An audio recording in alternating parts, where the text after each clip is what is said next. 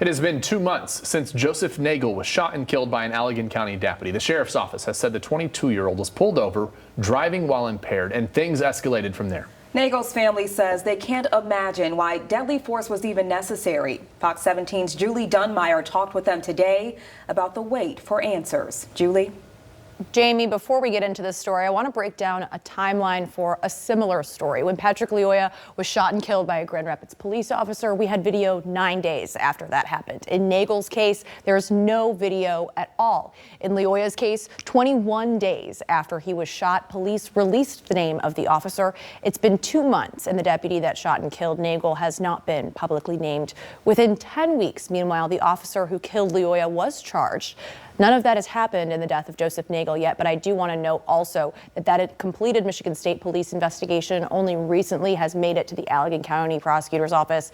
It's only been about a few days since the prosecutor's office has had the chance to look that over. Family, meanwhile, wondering why they have to wait this long for answers. On his 23rd birthday, Joseph Nagle laid to rest in a private ceremony. Whole family misses him.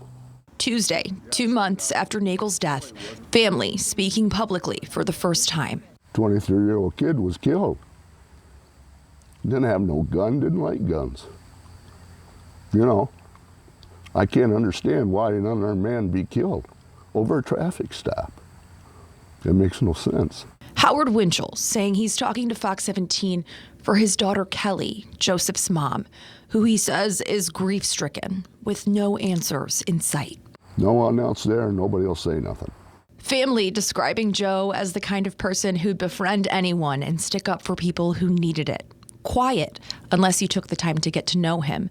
And overall, not someone family says would attack an officer, having trained to become a police officer, ultimately not going through with it because he didn't like guns. It's like you almost hear an attack on his character, saying that he was impaired or there was a scuffle or this or that, and that's completely out of character for Joe. But yet there's no way to defend Joe's character when they won't even talk to you about it. Family unsure when they can expect a light at the end of a seemingly never-ending tunnel. Joe's uncle, Jamie Nagle, says the whole family struggled after Joe's dad, Jamie's brother, died unexpectedly. But coming back to this Cedar Springs park where they raised their boys swimming in the lake together is a reminder of better days. Well, it's all we have now.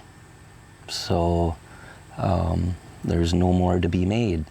And that's not a very easy thing to try to process, that, you know, a young man that had his whole life in front of him is now gone. Happy memories, all they have, of Nagle holding his wrestling brackets with his dad. Now, both gone. We don't understand how it could have come to this, that was the final resort, was to shoot him. What remains is the painstaking question as to what happened. It's been 8 weeks, and they still have not given us anything. Family wondering why they can't have Joey's car or his Letterman jacket or his phone back after all this time. Most importantly, saying now they need answers most of all. This is wrong. How they're handling this is wrong.